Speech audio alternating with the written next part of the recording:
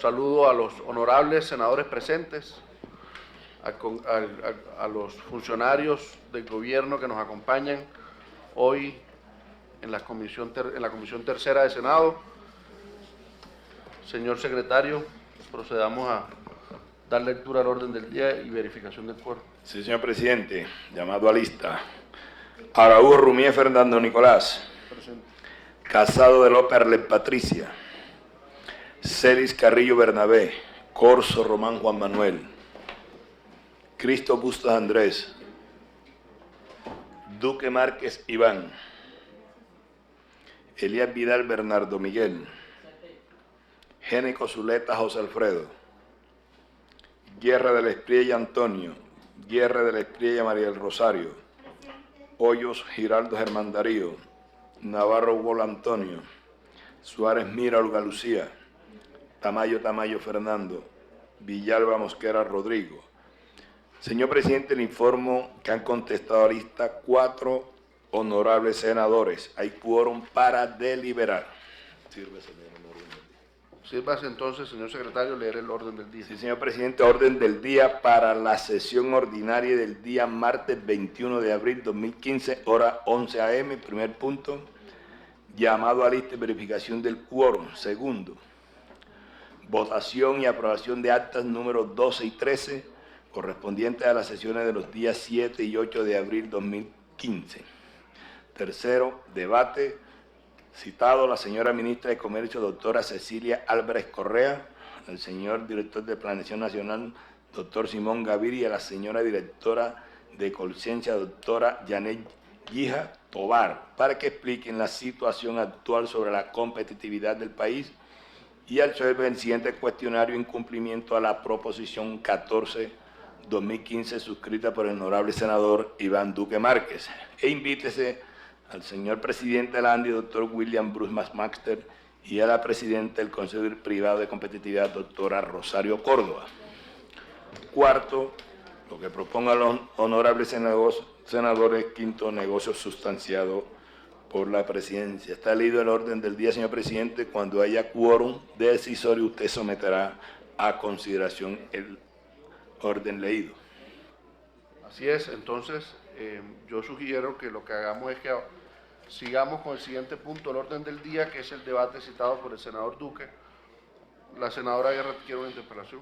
Gracias, presidente. Buenos días a la señora ministra, a la directora de Conciencia, al senador Iván Duque, senador citante. Un tema, antes de comenzar el debate, como hace 8 días tuvimos el debate sobre el uso de los recursos de regalías para ciencia y tecnología, y tuve una intervención de un ejemplo donde yo consideraba que estos proyectos no tenían que ver con la prioridad del departamento, que fue el cáncer, que fue el financiamiento por 2.500 millones de pesos para el estudio de cáncer de cervix en el Amazonas. A raíz de eso, el doctor Manuel Elkin Patarroyo me hizo llegar una información sobre el proyecto, que la analicé y la vi, y le dije que me comprometía hoy a hablar corto sobre el tema. Efectivamente, FIDIC fue la entidad receptora de esos recursos. El proyecto, como proyecto, no soy yo la llamada a calificar bueno o malo. Lo que sí puedo decir es que es un proyecto importante de investigación en materia de cáncer de cuello de útero, pero quiero ratificar mi posición, y es que el hecho no es el proyecto en sí mismo, el hecho es que el departamento del Amazonas financie un proyecto con recursos de regalía de 2.500 millones para una investigación que debe ser de la mayor relevancia a nivel nacional, y que, por supuesto, si bien los indígenas del Amazonas tienen la tasa más alta de prevalencia de cáncer de cervix, yo considero que los recursos prioritariamente debían destinarse para impactos regionales y locales. Entonces, esa era mi intervención, haciendo la claridad que el proyecto es un proyecto estructurado, que la entidad es una entidad seria, que es la FIDIC, que es la Fundación que lidera el profesor Manuel Elkin Patarroyo, que él directamente está buscando formar talento humano en estos campos y que por supuesto su focalización principal como población de estudio es la población indígena del Amazonas que sufre de este cáncer en el país. Pero quería también ratificar que el objetivo de los proyectos de regalía en ciencia y tecnología, además de generar capacidades, debe ser contribuir a mejorar las condiciones de la zona. Hasta ahí era mi intervención, presidente. Tercer punto, señor presidente, debate a la señora ministra de Comercio, doctora Cecilia Álvarez Correal, quien se encuentra presente en el recinto de la sesión, igualmente a la directora de Colciencia, la doctora Janet Guija, y hay cartas de excusa del director de planeación, doctor Simón Gaviria, en donde manifiesta que no podrá asistir a la sesión y en su reemplazo estará el doctor Luis Fernando Mejía, subdirector sectorial del Departamento Nacional de Planeación. Igualmente mandó excusa el doctor William McMaster, director del ANDI, y en su reemplazo no estará nadie de ese grupo. Señor presidente, en esa consideración usted dará la palabra al citante, senador Iván. Entonces tiene la palabra el senador citante, el senador Iván Duque. Muchas gracias, señor presidente. Quiero empezar por agradecer la presencia suya, de la senadora Guerra, el senador Elías, darle un especial saludo a la ministra, de verdad es un gusto tenerla acá con nosotros, el viceministro, la directora de Colciencias. Lamento un poco la famélica presencia de otros miembros de la comisión, pero espero que no refleje eso el interés de esos partidos por la competitividad en la industria, porque si no sería motivo de alarma nacional. Pero quiero darle el sentido y la orientación a este debate, señora ministra, entendiendo una gran preocupación nacional, dadas las circunstancias económicas que vive el país, y es cómo vamos a enfrentar la realidad de competitividad y de la industria en Colombia. Y quiero, para empezar este debate y enmarcar la discusión, tener en cuenta que este sector, que el sector industrial en Colombia, es un sector que está representando cerca del 12% de la fuerza laboral nacional y que representa cerca del 11% del Producto Interno Bruto. Pero también es importante, ante esa realidad, saber si esa relevancia está reflejada en el presupuesto nacional.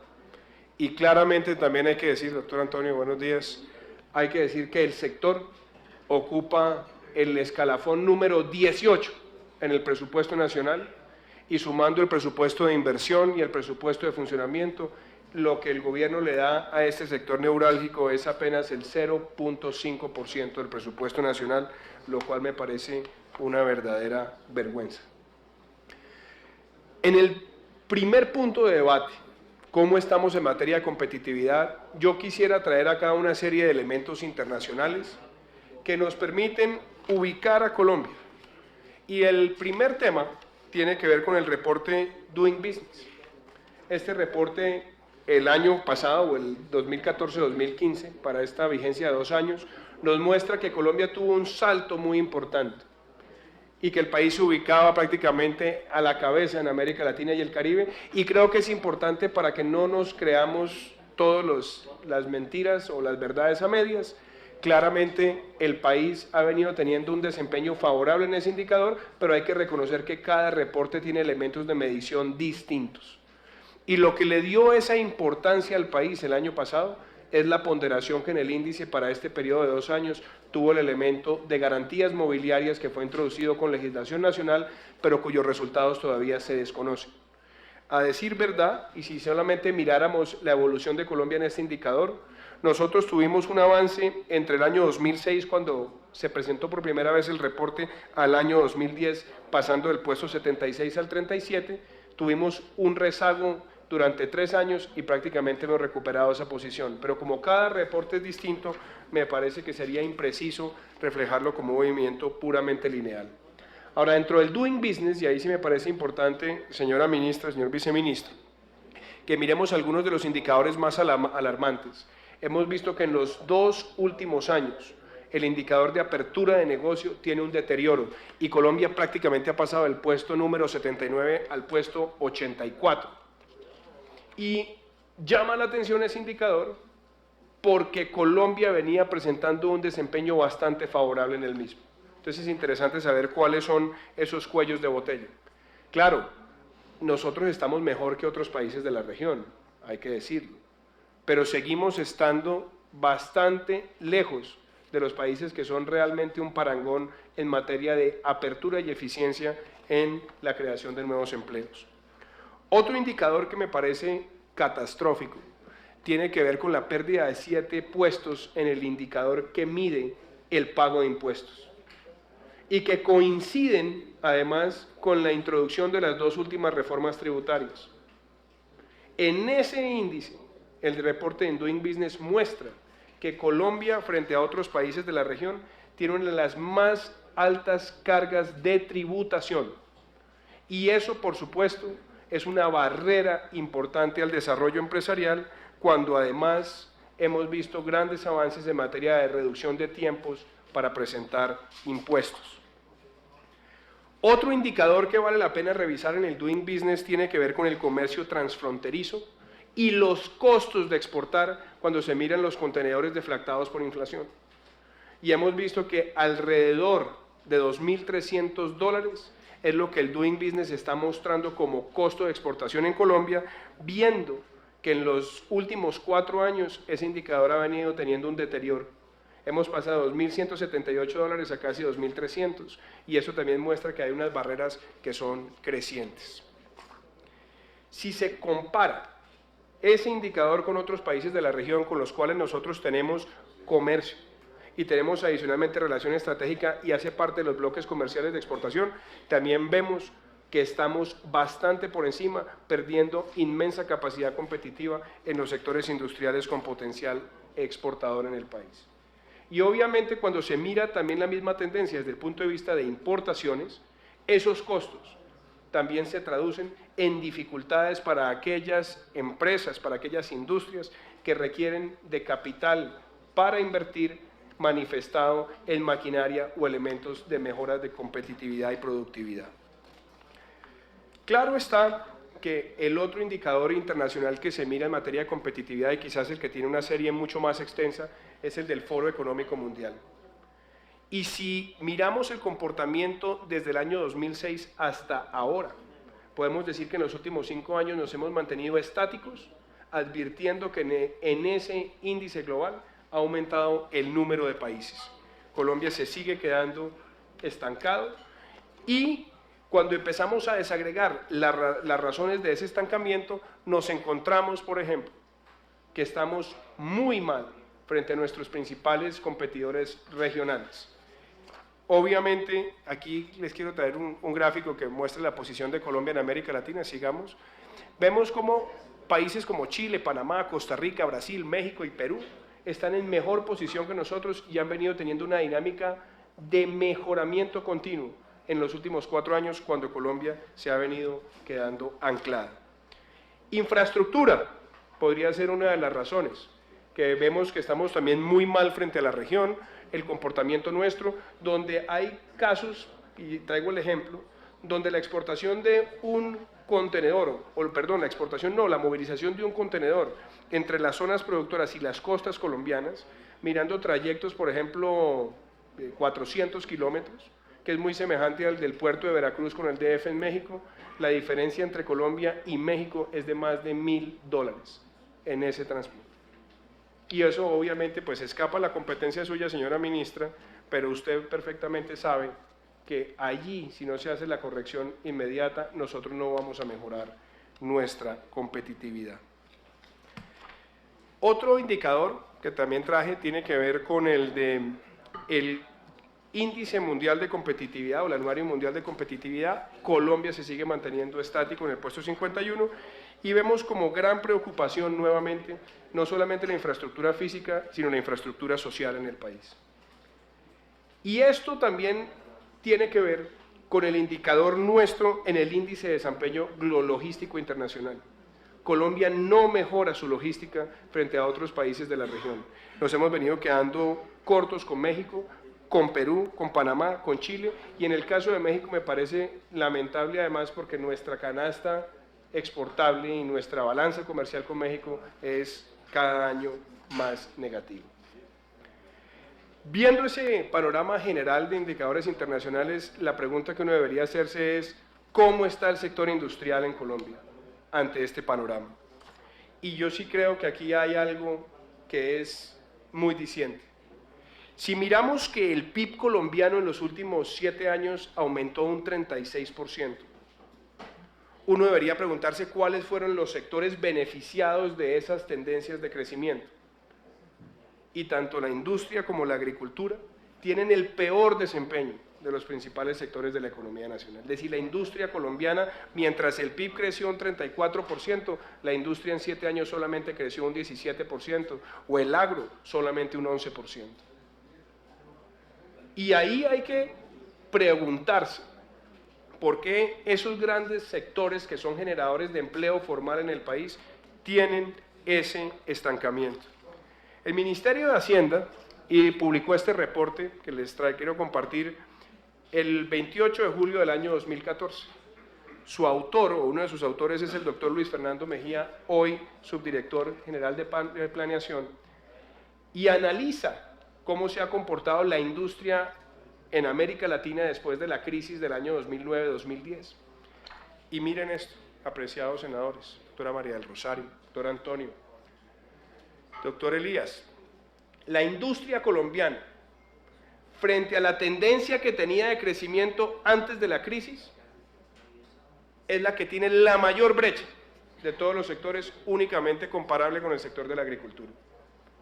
No hemos recuperado nuestra tendencia de crecimiento industrial desde la crisis del 2009-2010.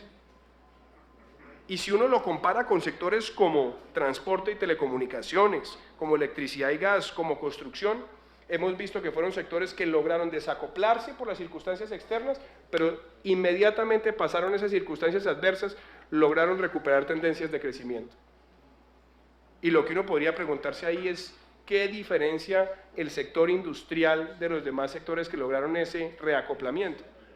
Claramente los otros sectores han tenido muchísimo más estímulo, muchísimo más acompañamiento y muchísimas más intervenciones contracíclicas por parte del gobierno nacional. Si lo miramos en el entorno de América Latina, porque es bueno hacer la comparación, porque mucha gente puede decir, es que lo que ocurrió en Colombia no es distinto a lo que ocurrió en las otras principales economías de América Latina. Y la verdad es que no. Colombia también tiene el mayor desacoplamiento en la tendencia de crecimiento industrial frente a los otros países de la región. Los otros países también sufrieron el impacto de la crisis internacional, lo sufrió el sector industrial, pero recuperó rápidamente la tendencia, o por lo menos parte de la tendencia. Colombia se ha desacoplado. El caso más reciente podría ser México, Brasil o Perú, pero en el caso colombiano llama la atención porque dejamos relajar esa tendencia de la industria, y uno podría especular que de pronto esa bonanza mineroenergética que también se empieza a consolidar con un país que va produciendo 1 millón de barriles, hizo que se perdiera interés en ese tipo de tendencias, que son muy graves cuando miramos la participación del sector industrial en el PIB colombiano, y que podemos decir que esto no es solamente un asunto de coyuntura, es un tema que uno podría decir es estructural, es endémico. El país pasó de un sector industrial que aportaba casi el 14% del PIB a aportar el 11% del PIB, y la mayor caída porcentual de 2 puntos porcentuales se ha dado en los últimos 4 años, pasando del 13 al 11. Y eso también debe ser motivo de preocupación, y que va de la mano con lo que nos viene diciendo el DANE año por año, donde la expansión de nuestro sector industrial en el año 2012 fue apenas del 0.1%, 2013 0.6% y 2014 0.2%. Hay que reconocer una cosa acá, señora ministra, estas cifras fueron corregidas por el DANE en el último mes. Las cifras que teníamos consolidadas hasta hace un mes eran de crecimiento del 1.4 y el 1.2 en los años 2013 y 2014. El otro factor tiene que ver con la capacidad de la industria para atraer la inversión extranjera directa en Colombia. Y también con preocupación debemos decir que tanto el sector industrial como el sector agropecuario han tenido la mayor pérdida porcentual de atraer esa inversión extranjera directa en los últimos años y se ha ido concentrando altamente en los sectores mineroenergéticos. Y ante la coyuntura que tenemos hoy, el reto más importante es que esa inversión extranjera directa pueda girar hacia los sectores que crean valor y generan empleo formal y que tengan potencial también exportador en el país. Circunstancias que no se ven claras para el sector industrial, porque como lo dice esta gráfica, en el año 2014, cerca de 40.000 millones de dólares de nuestras exportaciones estuvieron concentrados en el sector mineroenergético y solamente 16.300 millones en el sector industrial. La Universidad del Rosario, preocupada por estas circunstancias, hizo un ejercicio a través de su Centro de Estudios para la Competitividad y la semana pasada nos entregó 2 resultados. El primero, que el país tardaría cerca de 17 años con las tendencias de crecimiento de las exportaciones no mineroenergéticas en duplicarse y cerca de 28 años en duplicar las exportaciones de industria y agricultura a los Estados Unidos con las tendencias de crecimiento que tenemos hoy. Claro está, las últimas investigaciones, los últimos resultados que nos ha entregado el DANE nos muestran que empezamos el 2015 con una caída del 25% de las exportaciones de bienes industriales. Y que el año 2014 lo cerramos con una caída de más del 10% de las exportaciones del sector industrial. Y el país se enfrentó en el año 2014 un déficit comercial de más de 6.000 millones de dólares. Déficit que, lo hemos dicho en repetidas ocasiones en esta comisión, senadora Guerra, solamente es comparable con los años post-crisis externas que ha enfrentado Colombia, como fue el año 2009 o el año 2001-2002. Y eso llama mucho la atención porque con ese mismo estudio que nos brinda la Universidad del Rosario, podemos decir que hoy en día las condiciones que se están anunciando por parte del gobierno para que sea el sector industrial ese motor con posibilidad de compensar la caída mineroenergética, a la luz de esta evidencia no parece ser. Y empezamos también el año 2015 con una caída en el sector fabril de cerca del 2.9%. ¿Por qué llamo la atención sobre el sector fabril? Porque es uno de los sectores industriales más dinámicos que tiene el país o más relevantes que tiene el país.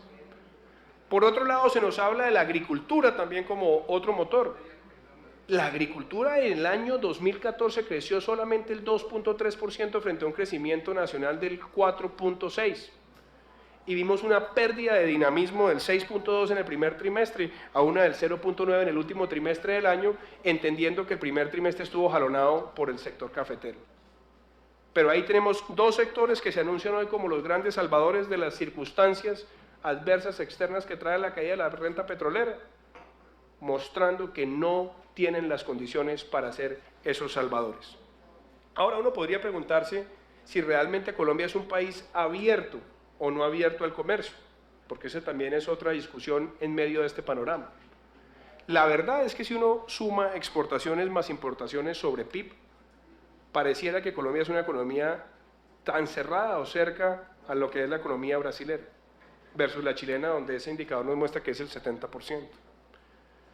Pero podríamos nosotros abrirnos más, tratando de abrir nuevos mercados con esas circunstancias adversas y con tan poca capacidad para fortalecer esos sectores que hoy denominamos salvadores. Yo creo que es interesante ver que el comportamiento de nuestra balanza comercial en los últimos años, el favorable, estuvo detonado por esa gran balanza comercial positiva que tuvo el sector mineroenergético, donde nuestras exportaciones de más de 30.000 millones se enfrentaban a importaciones por debajo de los 200 millones de dólares. Pero no era necesariamente un triunfo del aparato exportador integral del país. Y si miramos la balanza comercial sacando ese sector mineroenergético, nos encontramos que la balanza comercial industrial es pavorosa. Nosotros tenemos una balanza comercial industrial profundamente negativa, como lo podemos ver acá en esta gráfica. Y si miramos cómo arrancamos el año 2015, nos damos cuenta que con nuestros principales bloques comerciales de alianza, de relacionamiento, nuestros principales países socios comerciales, arrancamos el año con caídas protuberantes de comercio. En el caso de los Estados Unidos tuvimos una caída del 42%. Y obviamente, cuando miramos al ADI, que podría ser el entorno regional, es casi del 14%. Esto nos lleva al plano de cómo enfrentar las adversidades. Cómo podemos tener una agenda industrial creíble y sostenible para los próximos años. Y la primera línea de ataque, si no la pudiera llamar así, de corrección, tiene que estar con enfrentar una serie de cuellos de botella. ¿Cuáles, por ejemplo? El costo de energía, algunos elementos de inflexibilidad en el mercado laboral, algunos elementos de costos y distorsiones que puede haber en el sector logístico, en corregir las adversidades mismas que crea el sistema tributario y enfrentar los temas de volatilidad del tipo de cambio que generan incertidumbre. Empiezo con el tema de energía. La industria colombiana está pagando casi el 72% más por el kilovatio industrial de lo que paga Perú, casi 58% más de lo que pagan los Estados Unidos, y si lo miramos con otros países de la región, inclusive con países de la OCDE, estamos bastante por encima en ese costo. Y adicionalmente, valga decir, el plan de desarrollo en un articulito, el artículo 185, está creando nuevamente unos sobrecostos en energía que los va a tener que compensar el consumidor y principalmente el industrial, senador Elías, para financiar esos fondos parafiscales en el sector eléctrico, que ya tenemos recomendaciones tanto de Exim como del FEDesarrollo, que esos costos deberían ser, por transparencia, financiados directamente en el presupuesto nacional.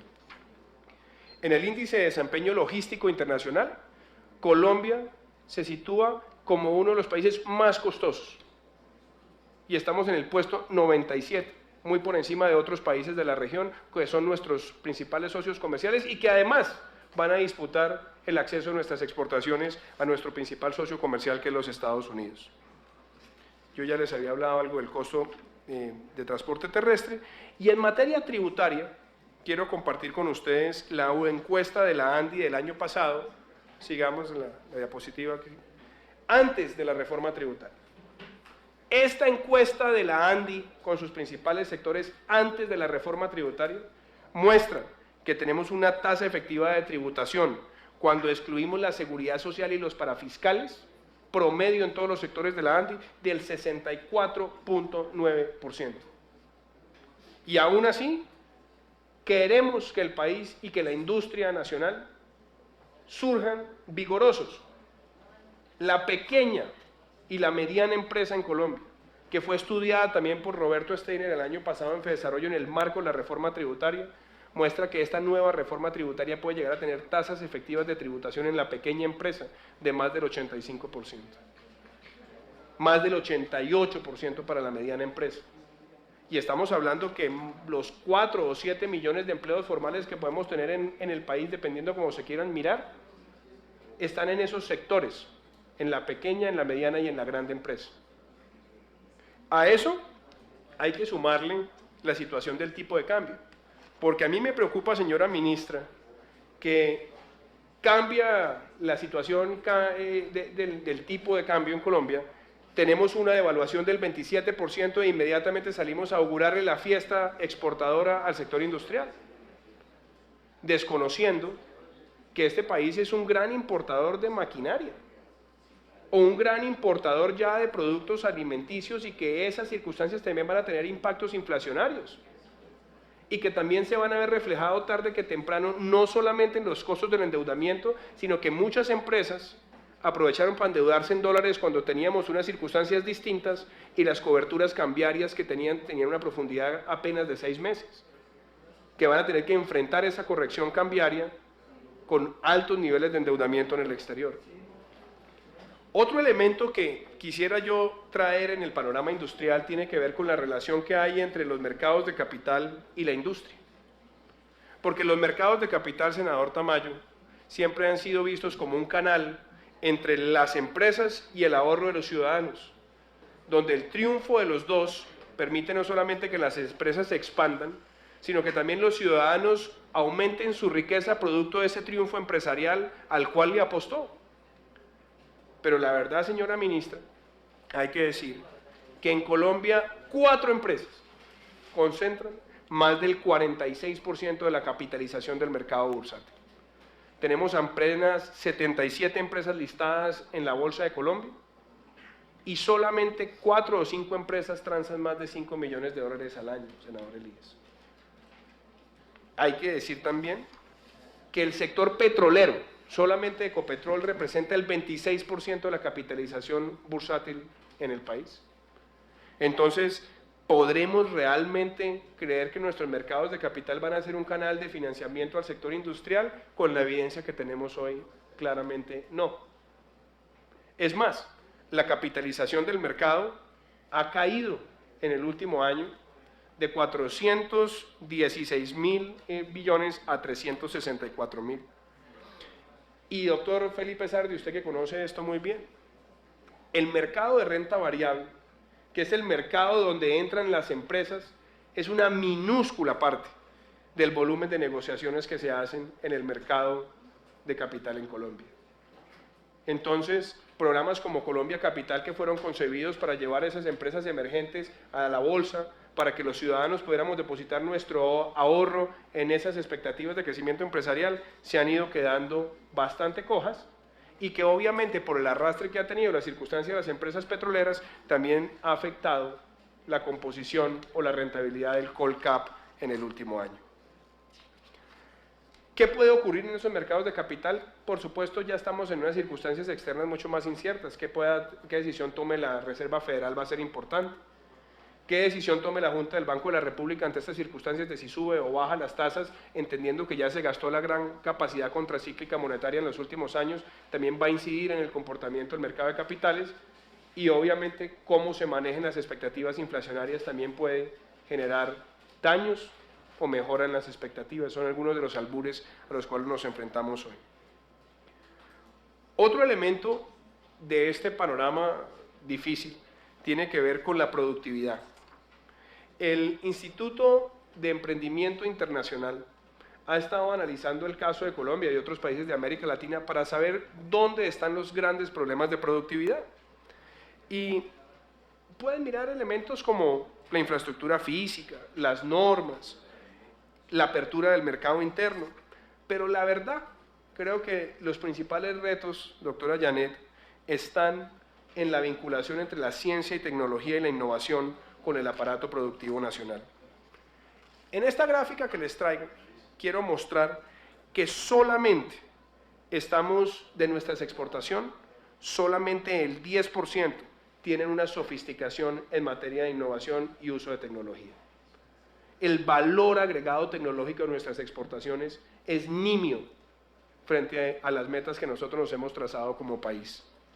Si miramos la encuesta de innovación empresarial que desarrolla el DAN, nos damos cuenta que en los últimos años las empresas no innovadoras han pasado del 45 al 63% y muchas empresas han dejado de innovar, no solamente en el uso de tecnologías de punta, sino también en lo que tiene que ver con optimización de procesos.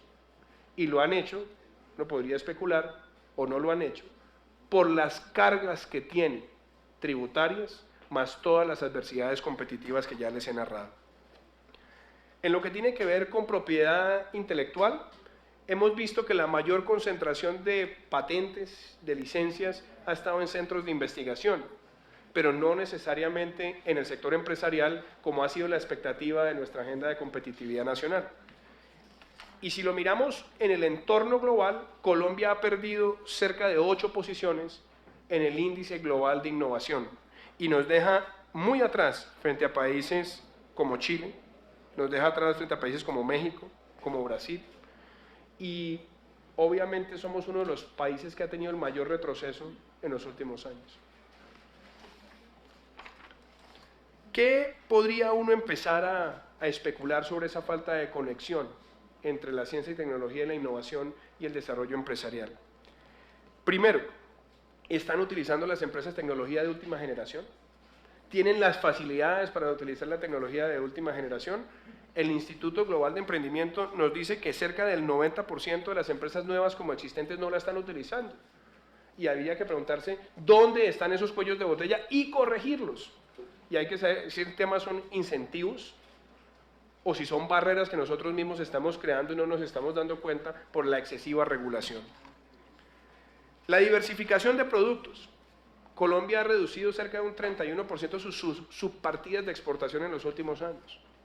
Habría que preguntarse si es por consolidación, cosa que no pareciera, sino que nos hemos ido no solamente concentrando en sectores y enfrentando sectores que tienen menor capacidad de jugar en igualdad de condiciones en los mercados de exportación. Ahí voy a saltarme algunas y voy a tocarles este tema. Se ha hablado muchas veces de ese vínculo de la innovación empresarial con la expectativa de exportación. Y la verdad, en estos estudios internacionales se muestra que más del 50% de estas empresas que tienen posibilidad de uso de tecnología no tienen clientes fuera de Colombia. Y la demanda interna para este tipo de productos está sujeta a variables de competitividad como la volatilidad del tipo de cambio, que va de la mano también con la política nacional de ciencia y tecnología. La inversión en ciencia y tecnología que nosotros tenemos en Colombia por actividad científica se ha ido disminuyendo. Nosotros tenemos una expectativa, por ejemplo, en nuestro plan de desarrollo, de destinarle a este sector un liderazgo, pero la verdad, estamos esperando que el 70% de los recursos o más provenga de la iniciativa privada. Y estamos destinando la otra gran responsabilidad de financiamiento en los entes territoriales en momentos donde están cayendo los ingresos tanto por regalías como los potenciales efectos que tenga en los departamentos la caída de la demanda del sector petrolero que consume 35 billones de pesos de la economía nacional al año. Ese escaso financiamiento de ciencia y tecnología también nos lleva a una pregunta: ¿qué tan articulados están todos los sectores, por ejemplo, con Colciencias? Y vemos que en esa articulación de la estrategia que Colciencias tiene con el sector empresarial, llama la atención que uno de los sectores que más se ha mantenido en progreso y en relacionamiento tiene que ver con 2 o 3 industrias creativas, pero ha ido cayendo, por ejemplo, en sectores como salud, ha ido cayendo, por ejemplo, en sectores de exportación industrial material. Y el tema de fondo es si la capacidad del Estado para generar esa articulación está funcionando o seguimos teniendo un sesgo en los recursos de ciencia y tecnología a lo que es investigación científica primaria. ¿Por qué no está funcionando ese trípode entre Estado, mercado y academia? ¿Por qué no estamos logrando que las empresas sean las que manejen la inversión en ese sector a pesar de los descuentos tributarios? Quizás la hipótesis sea porque ni siquiera con esos descuentos logran quitarse del nivel de ahogo o de asfixia que tiene tanto el costo país como la carga tributaria. Otro de los elementos de preocupación tiene que ver con capital humano, porque no podríamos hablar de productividad sin capital humano. Y la verdad, yo celebro que el gobierno nacional esté implementando la jornada única escolar, pero como lo dijimos en el plan de gobierno de Oscar Iván Zuluaga, quienes trabajamos allí, de nada nos va a servir una jornada única escolar si no corregimos el problema de formación de capital humano desde las etapas preescolares. Está claro que en Colombia las personas que han cursado al menos un año de educación preescolar es el 33% de las personas que presentan las pruebas PISA. Y está demostrado por los estudios de la OCDE que aquellas personas que han tenido educación preescolar por más de un año tienen el mejor desempeño en las pruebas PISA. Claro que uno podría decir esperarnos hasta que esa educación preescolar prospere con los choques que tenemos que implementar en materia industrial, pues no van de la mano. Pero la verdad es que si queremos resolver este problema de carácter estructural, tenemos que ver que esa formación del capital humano, inclusive en competencias para el empleo, están ligadas con el desempeño y el haber tenido o no educación preescolar.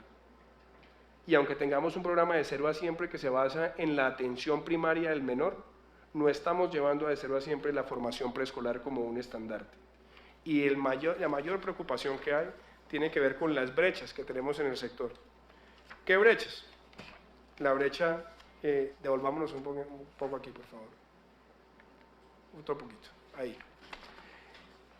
La cobertura de educación superior y las competencias que tenemos en la educación superior, curiosamente por los estudios que ha venido haciendo también el Banco Mundial, muestra que en la informalidad de los colombianos, en ese sector informal, cerca del 80% nunca ha pisado la educación superior, versus en la formalidad donde está el 50%. Pero ríense una cosa, quienes tienen los mayores años de escolaridad han tenido la mayor presencia en la etapa de formación temprana preescolar.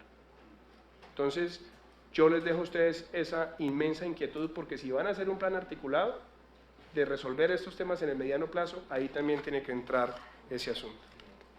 En cuanto a las brechas rurales y urbanas, hay otro problema, porque usted, señora ministra, va a tener que trabajar de la mano con el ministro Iragorri en la agenda de agroindustria.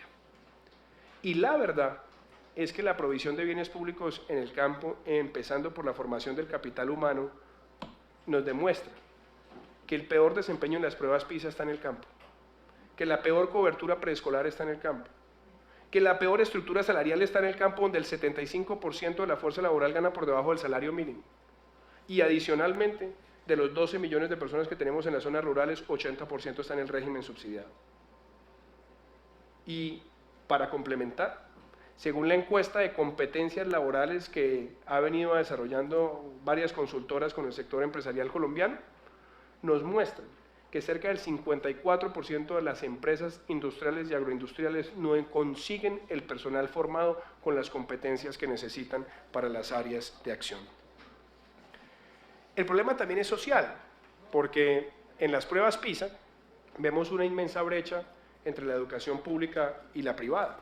Eso podría sonar natural, pero lo que llama la atención es cuando miramos las pruebas PISA 2012, es que la brecha que hay entre la educación pública y la privada es de casi 41 puntos en las pruebas PISA. 41 puntos en las pruebas PISA equivalen a un año de escolaridad. Entonces, en el sector donde estamos formando la fuerza laboral, que es principalmente la educación pública, tenemos una brecha de un año mínimo de escolaridad en las tres principales áreas de evaluación, que son ciencias, matemáticas y lectura. En la acreditación de programas, ni qué decir.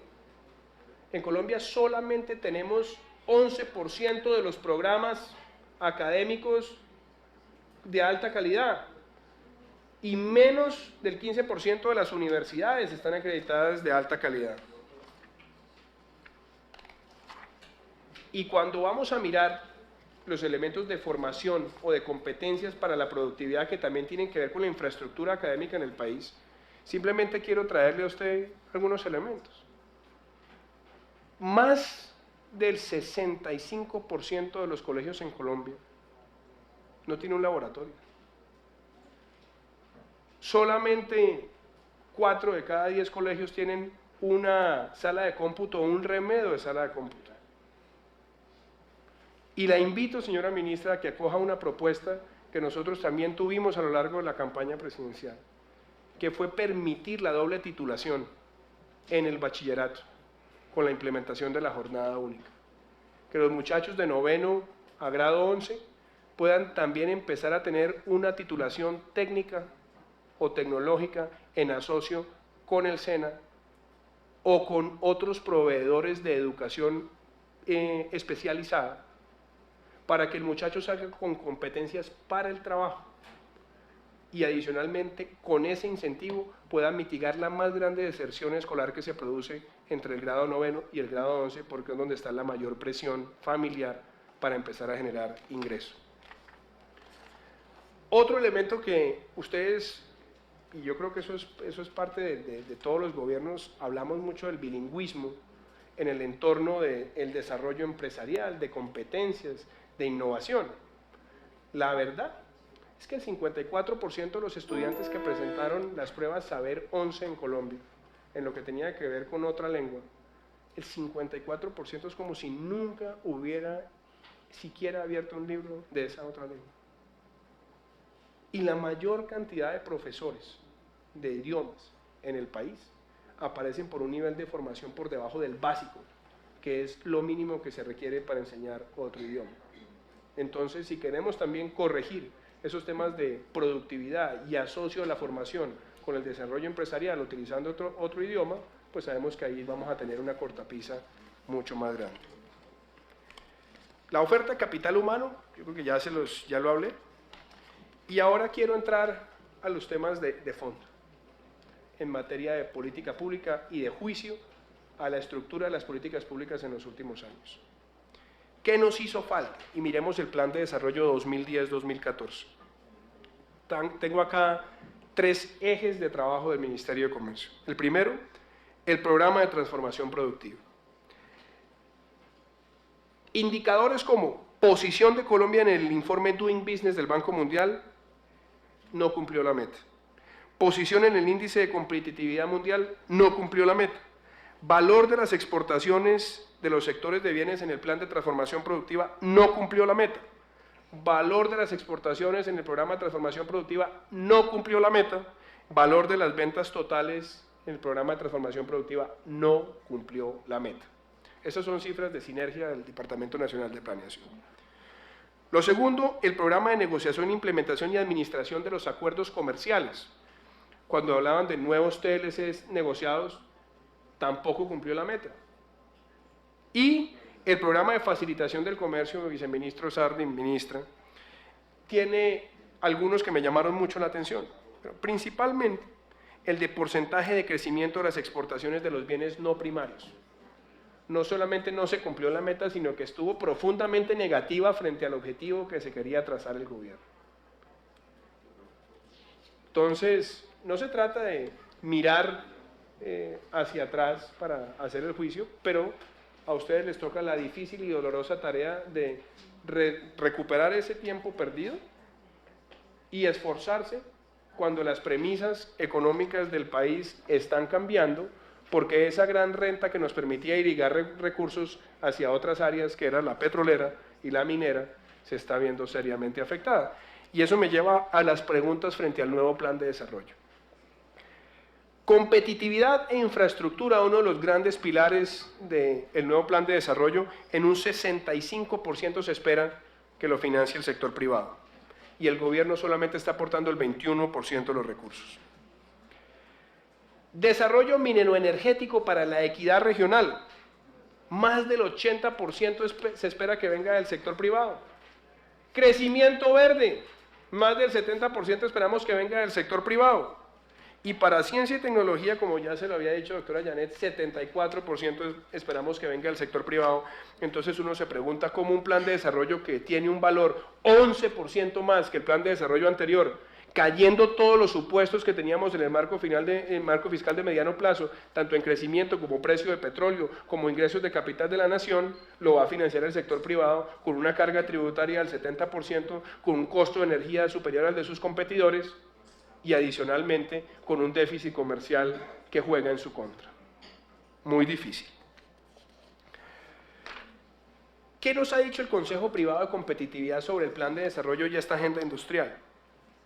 Primero, dicen que no hay una conexión entre el desarrollo productivo y otros elementos como ciencia y tecnología. Dicen que las otras políticas de apoyo sectorial no tienen conexión con la agenda de desarrollo productivo ni con las agendas regionales de competitividad. Y dicen, me voy a saltar algunos, que no hay la más mínima referencia a los obstáculos que está generando la política tributaria en el país para el desarrollo empresarial.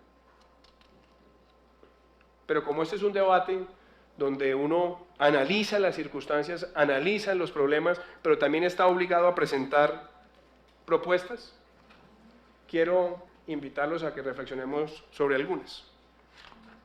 ¿Cómo podemos enfrentar algunas de estas dificultades? Lo primero, hay que hacer una revisión sobre todo el sistema de costos de energía para la industria en Colombia. Hay que hacer esa revisión. Segundo, es necesario que en el país tengamos un plan para enfrentar el contrabando, pero de manera eficaz. Es que el contrabando le cuesta al país $7.000 millones al año.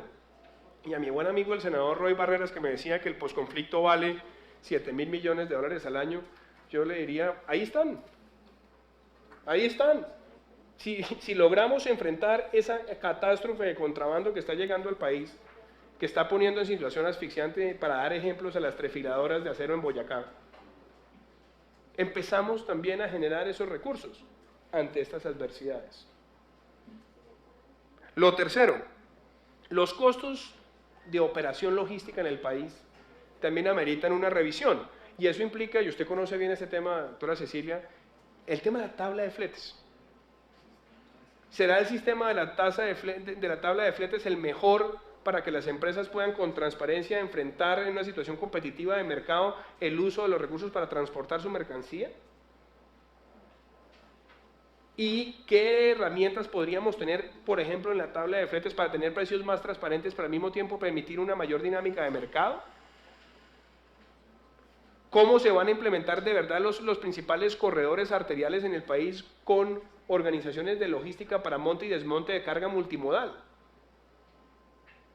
Para reducir también los costos de transportar los más altos contenedores desde Doral hasta Bogotá y que tengamos consolidación logística en las zonas donde venimos con carreteras a nivel, con carreteras que tienen que enfrentar pendientes con altísimos costos de combustible. Tercero, ¿cómo está la estructura arancelaria? Porque también no puede ser que empresas nacionales tengan que están produciendo en Colombia enfrentarse a competidores que tienen cero arancel por tratados comerciales en una grandísima inestabilidad y desventaja por la competencia del mismo mercado, como es el caso de las empresas mexicanas.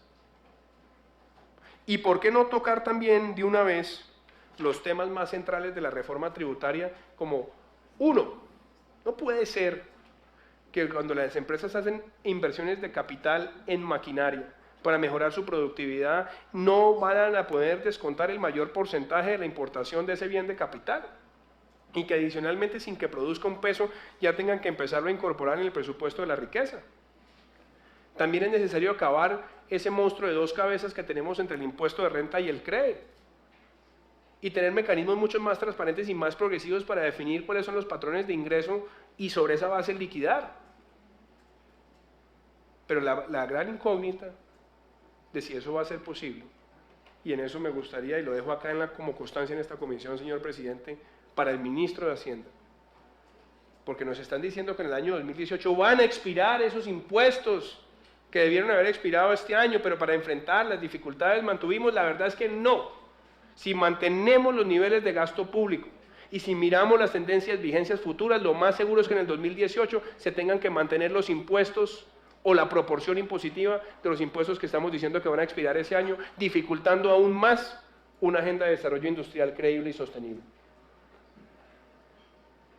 Eliminar el artículo 185 del Plan de Desarrollo es fundamental, fundamental, porque esa sobrecarga de energía para financiar fondos no es transparente. Y yo invito, senador Tamayo, usted que conoce los temas de la zona industrial de Bogotá, ese sobrecargo, que es casi duplicar la tarifa para financiar esos fondos eléctricos, es corrosivo para la industria en esta situación. Eliminar el impuesto a la riqueza, ya lo dije, y yo quisiera que pasáramos a una segunda propuesta, que ustedes dirán, esta es más polémica, yo ya la he compartido con usted, ministra, con el viceministro Sardi.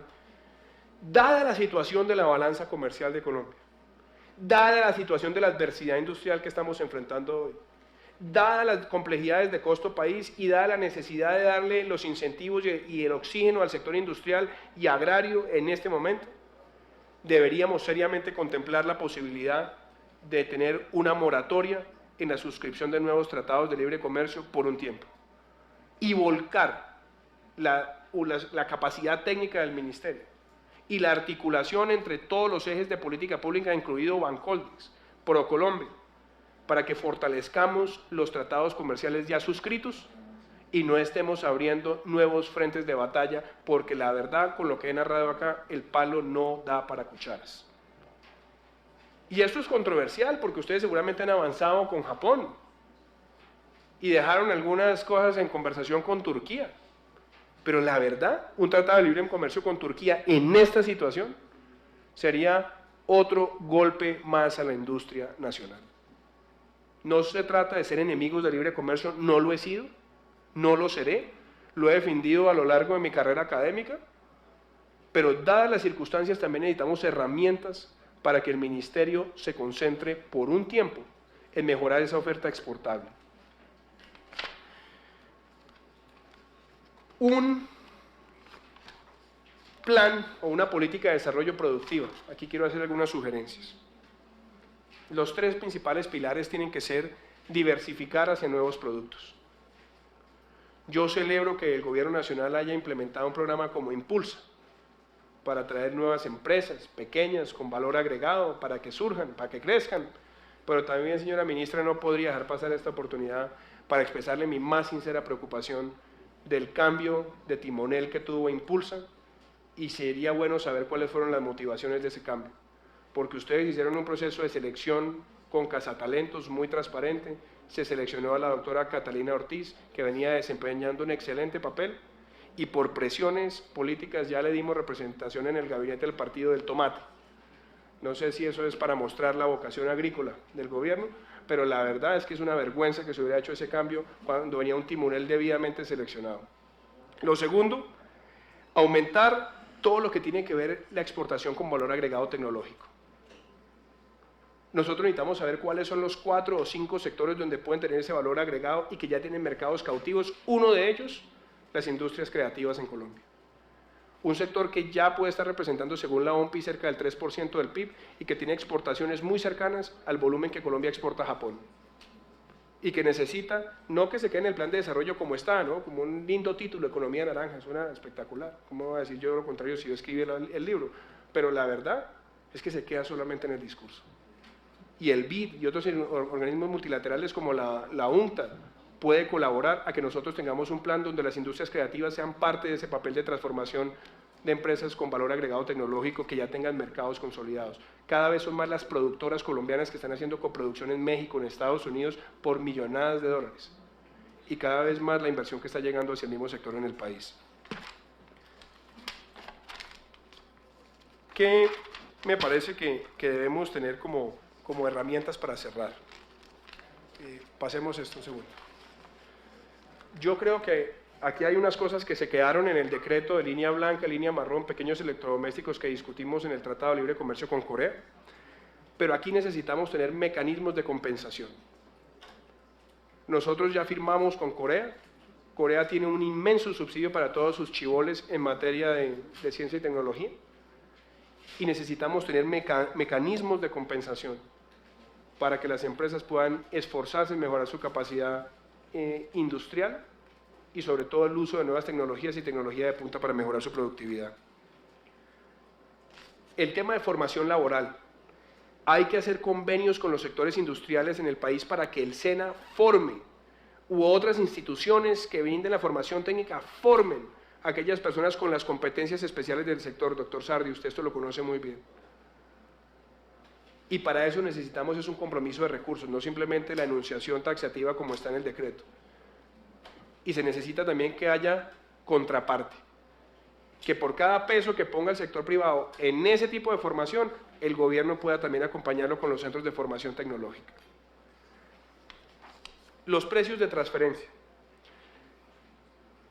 Es claro que, por ejemplo, en sectores industriales en Colombia, como lo de línea blanca, línea marrón, pequeños electrodomésticos, por solo nombrar algunos, no hay claridad sobre cuáles son los precios de importación y precios de mercado que tienen sus principales competidores. Y tienen la posibilidad de introducir rebajas en el mercado que la misma SIC no quiere ni siquiera enfrentar, porque no se trata de un abuso de posición dominante para ellos, sino una mayor oferta que beneficie al consumidor. Ojo con esa trampa. Lo que sí necesitamos saber es cuáles son los precios reales de los productos en el mercado de origen para saber dónde se están enfrentando las distorsiones y poder corregir con instrumentos rápidos de sanción. Los programas de incubación. Yo sigo creyendo que Impulsa se ha quedado pequeño frente a la demanda y también le está pasando al Fondo Emprender del SENA. Pero la incubación, la aceleración y el fortalecimiento va a requerir también la transformación integral de Bancoldex en un banco que preste productos no solamente crediticios, sino de acompañamiento de corto y largo plazo para esas empresas emergentes en el país. Y, por supuesto, el gran reto de la diversificación de la canasta exportable nacional. Estados Unidos tiene hoy cerca del 30% de nuestro comercio, de nuestras exportaciones, pero el 70% son exportaciones mineroenergéticas. Y esto que también nos dicen todos los días, principalmente sus colegas de Hacienda, que la recuperación de la economía de los Estados Unidos y la situación del tipo de cambio van a ser el camino, mucho cuidado, porque nosotros hemos mejorado nuestra situación de tipo de cambio con los Estados Unidos, pero muchos de nuestros competidores en ese mismo mercado también han devaluado. Entonces nuestra evaluación real frente a México no es la misma. Y México ya demostró que supo